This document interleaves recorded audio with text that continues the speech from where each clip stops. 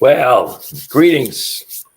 How are you today? I hope this day finds you healthy, happy, and safe and thriving in whatever it is you're doing, that you're enjoying your life, that everything is good for you, and that you're living in that expectancy that something wonderful is always on the verge of happening. I hope that's where you're at today. I had got some interesting things to talk about today. I just first and foremost, though, I'm going to go back to an old standby. I'm just going to open up this thing called You by the one and only Ernest Holmes. Apologize for whatever that big thing was. It just went by my house. And there's a short one here today. The mind of God is manifesting in my life. The spirit within me is projecting itself into my experience. Divine intelligence is acting in my affairs.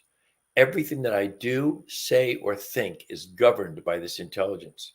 The power which creates and sustains everything is now creating everything necessary to my happiness. God, you got to just love that.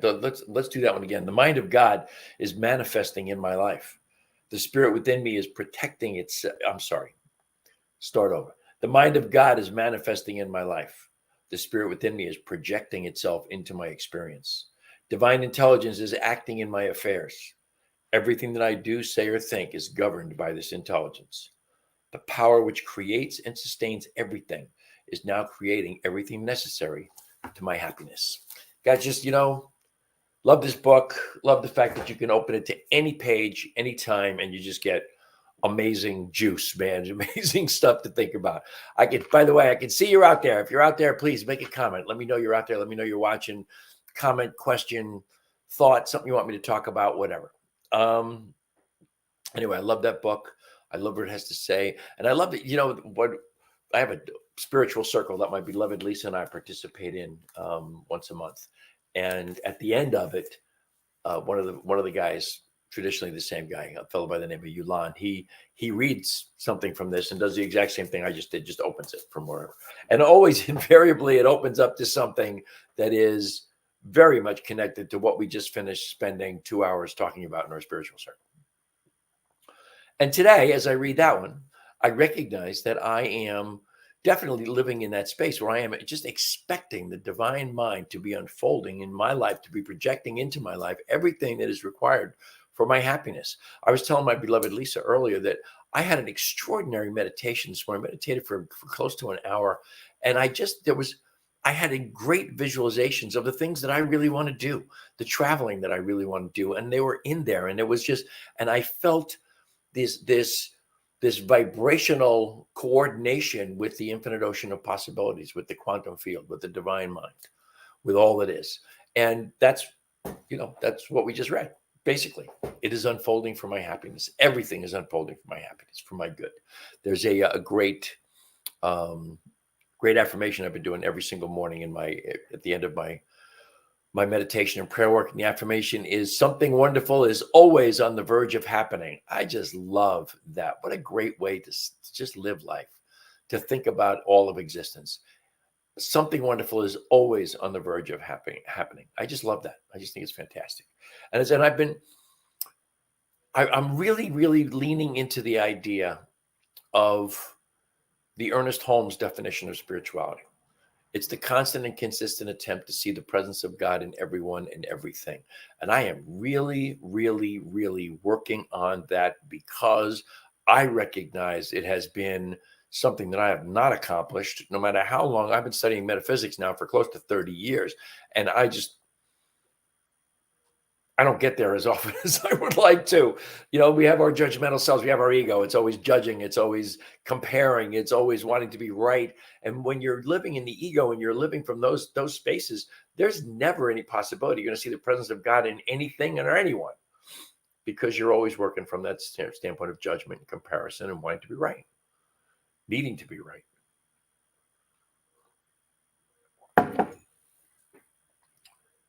So I'm kind of embracing, I guess, a whole new way of looking at the people all around me, and trying to do that thing where you don't judge someone so much as you say, I hope they're having a good time, or I'm glad they're having a good time. And that's not easy to do either. I'm glad they're having a good time. You got to excuse me. I may wind up with a sneeze here somewhere along the line. It's allergy season, and North Carolina has a lot more stuff to be allergic to than Colorado did. That's for sure. So it's it's an interesting season for me here. Kind of wake up, take 4 breaths, and sneeze. But anyway, it's neither here nor there. It is that constant and consistent attempt to see the presence of God in everyone and everything that I think is the difference between living a full spiritual life and being happy or being unhappy and not being spiritual at all. I think we spend so much of our time thinking negatively about the world around us, the people around us, the situations around us, that we don't ever have that opportunity to see the presence of God, see the presence of spirit, whatever you want to call it. You know, I use God a lot.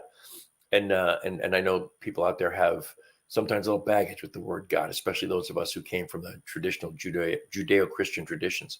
But the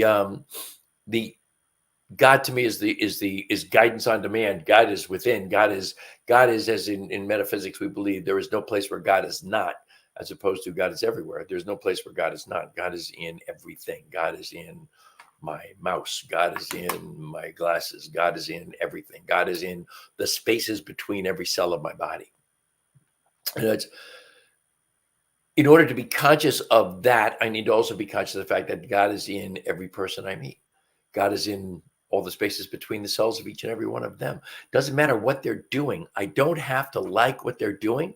I don't have to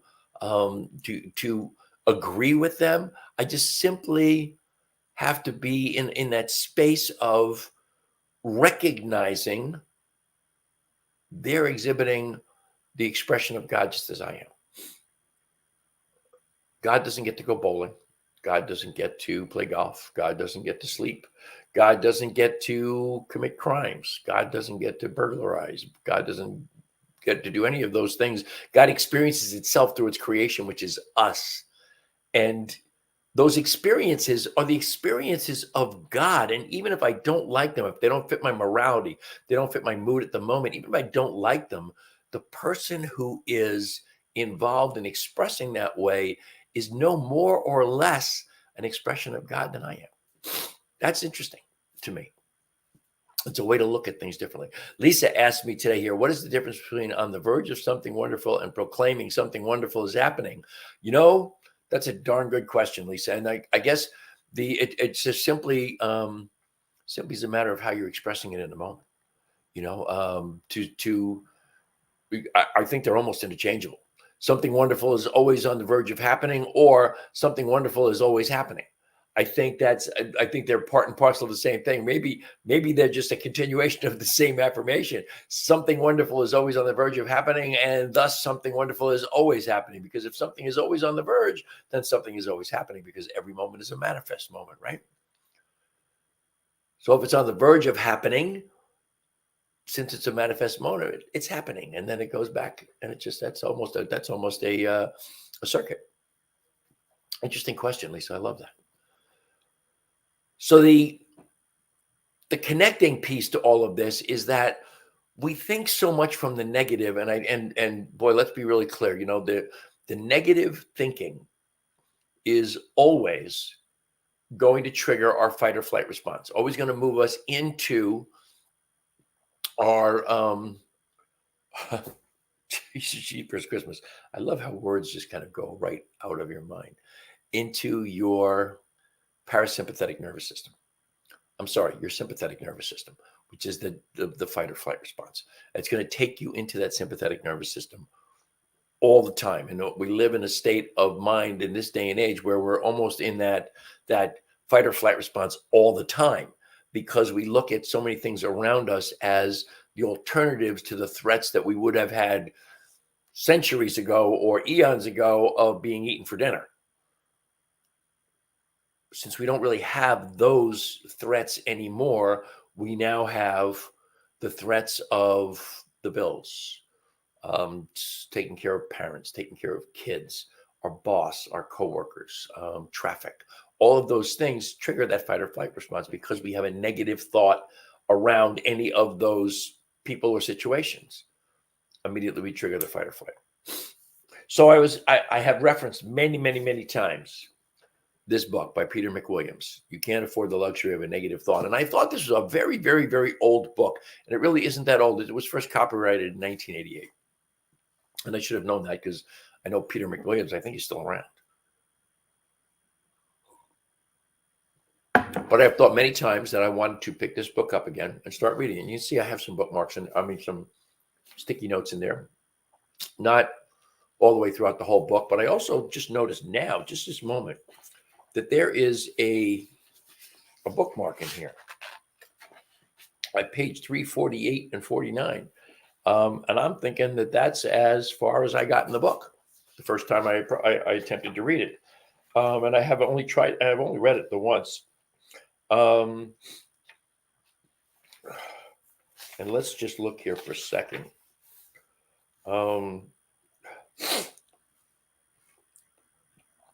Book is 590 pages long, so I had 200 pages left to go, and I don't think I read them. I don't think I completed them. So this morning I decided I'm going to start reading this book again. I'm going to pick this up and I'm going to do it. And so I started this morning after my meditation. I started reading it, and I found just some incredible gems in here. But the one that, excuse me, the one that I really focused on or really got my attention this morning was about this fight or flight response. And here's what he has to say about this on page 16 and 17 of the book. The fight or flight response, ironically, now works against our survival in these newfangled civilized times. The veneer of civilization is thin, a few hundred years, papered over millions of years of biological evolution. The beast within is still strong. When we are cut off in traffic or spoken to unkindly, fear that our job may be in danger, get a rent increase, hear Nostradamus' revised doomsday predictions, are told the restaurant lost our reservation or have a flat tire, the fight or flight response kicks in with full force as though our lives depended on slugging it out or running away in that very moment.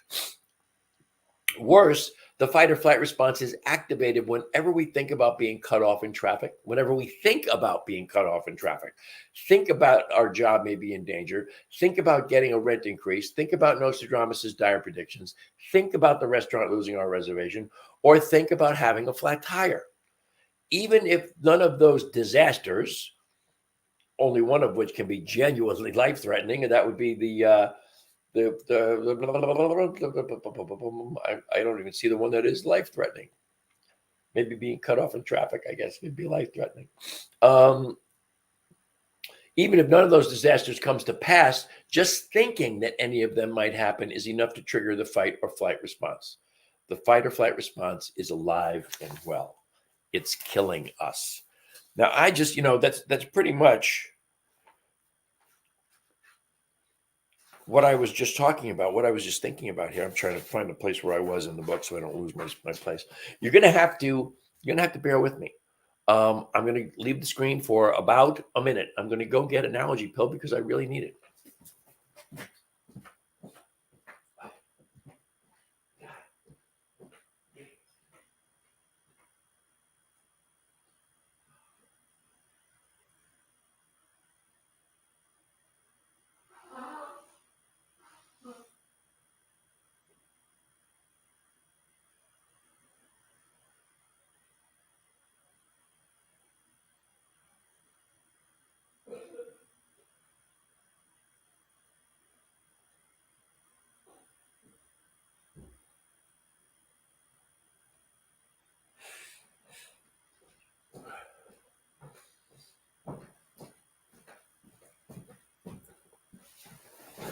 All right, we'll see how long it takes for that pill to kick in.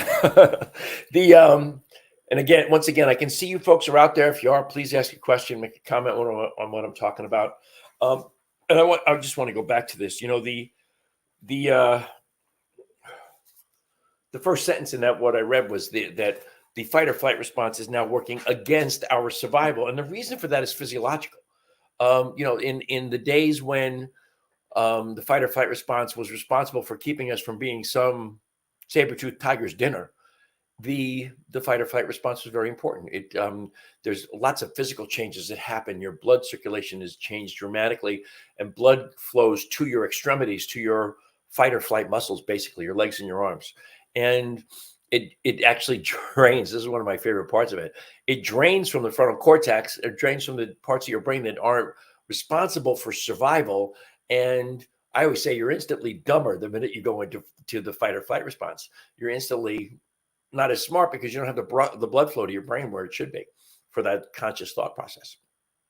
And the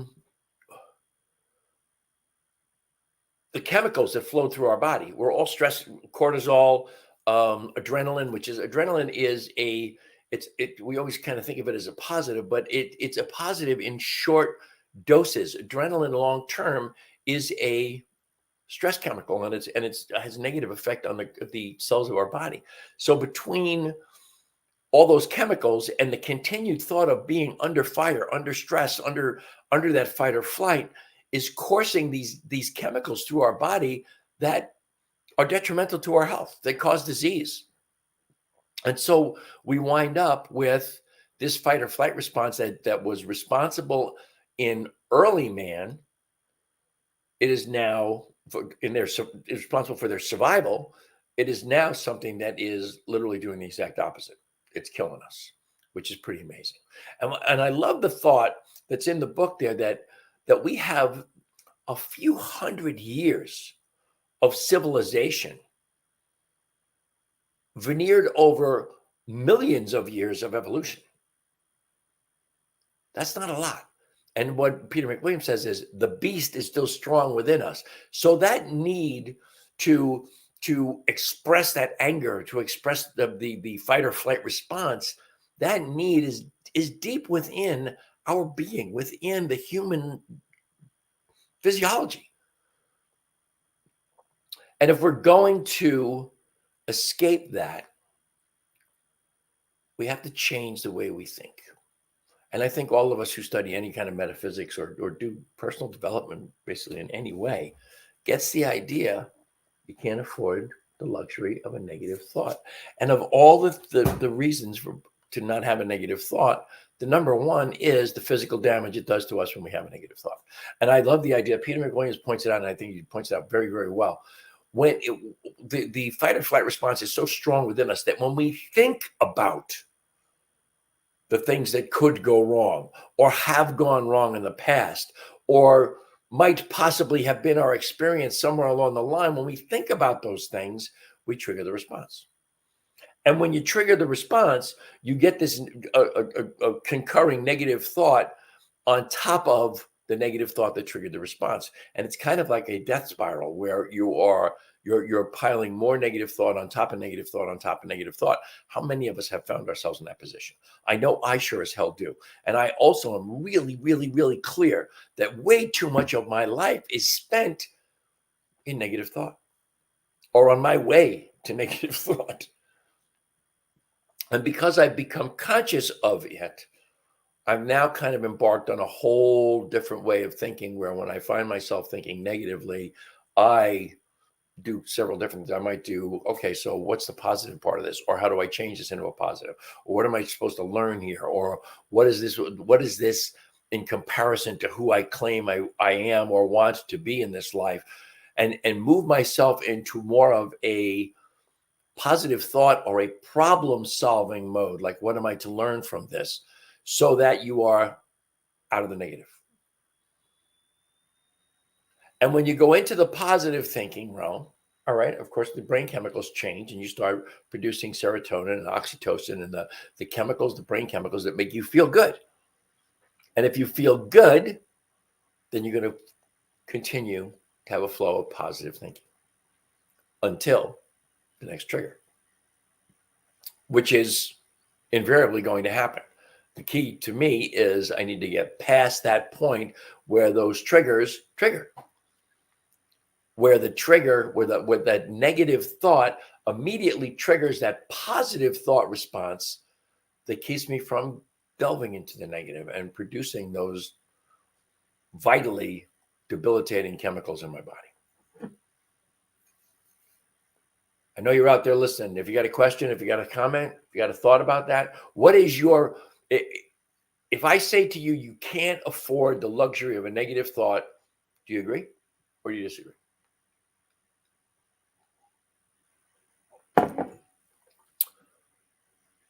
Anyway, that was, we're going to spend a lot of time with this book on this show because I just got started with this morning, just read like 27 pages before, at the end of my meditation. And like I said, it's a 590 page book. So I'm definitely going to, to delve into it further and bring it up. Yeah, there's a great question here. There's if the fight or flight response is part of our physiology, is there a way to embrace it so that it's good for us? And yes, to recognize that fear, which obviously triggers the fight or flight response to one degree or another, fear can be a great driving force for the positive. It can motivate us. It can get us moving in the right direction. The little bit of fear can move us into the positive, into positive action, to moving forward from where we are. So yes, it doesn't have to be a totally debilitating thing that stops us in our tracks. And we're, the part that we never really talk about is it's fight, flight, or freeze, actually, which a lot of us experience when we get into the world that we live in today, when we get into that feeling of overwhelm, when there's just too much to do. And some of us, and this would be one of my issues, would be when I get overwhelmed, doesn't happen a lot, but when I do, I freeze. Nothing happens. I don't fight or flight, I freeze. And I get completely caught up in the overwhelm. No different, though, from the fight or flight, where you're still producing those negative brain chemicals, those neurotransmitters that are the stress hormones, cortisol and adrenaline and so forth. So yeah, it doesn't have to be a negative. It can be something that can lead us into a positive. And I think part of that is to do what I was just saying a little bit ago, which is to every time there's a negative trigger, to stop myself immediately or as quickly as I possibly can, to do my old paradigm of catch and correct. Catch myself going into the negative and correct myself right away and say, you know what? I'm not supposed to be here. Or how do I change this to a positive? Or what is the positive in here? Or what is this trying to teach me? What is the lesson in this? And when I do that, then I have taken the negative and made it a part of just a flow into the positive thinking. I hope that makes sense, because it sure as hell makes sense to me. That's why I love that book. You know what? And what I'm going to do something here. I'm not sure I've ever done this before on a show, but I'm going to read something else from this thing called You. Notwithstanding from any other his way. What? Not withholding from any other his way, which no doubt is good for him. You are to become a simple and direct soul. The answer is not in any book, but in yourself. That's a whole show right there. That's a whole show. That's about not withholding from any other anything that is good for them, anything that could be a positive for them, not withholding it from them, and that is how you become a simple and direct soul, where you're solely concerned with embodying and embracing the good at no one's expense, or even where no one even realizes but yourself. That's kind of a crazy one. And as I've been doing this work recently, the one thing that I can really affirm and attest for everyone is that there is literally no substitute whatsoever for daily spiritual practice. My meditation practice has changed my life so many times in so many ways over the last 45 years that I've been meditating. And here I am, 72 years old, and I'm still moving forward. I still feel like I'm evolving. My handle on Instagram is evolving hippie. I just so feel that that's what I still am. I'm still evolving into that next highest vision of me.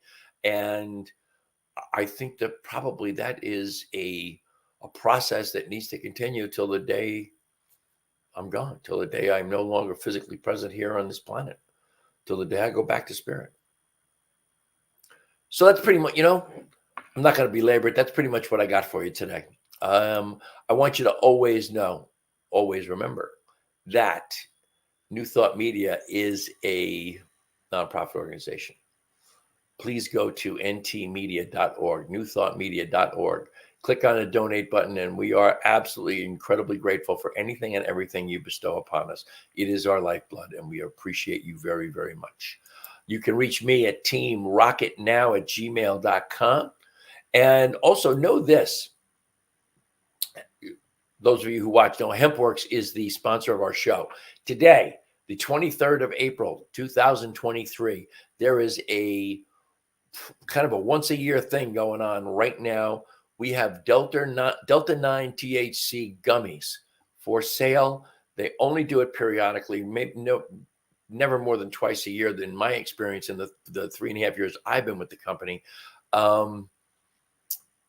And what the word is right now, the supply will be over before the sun sets today. So if you're watching the show, listening to the show later on, and you want some of these Delta 9 gummies, please let me be aware of that, and I will take care of you. I will fix you up.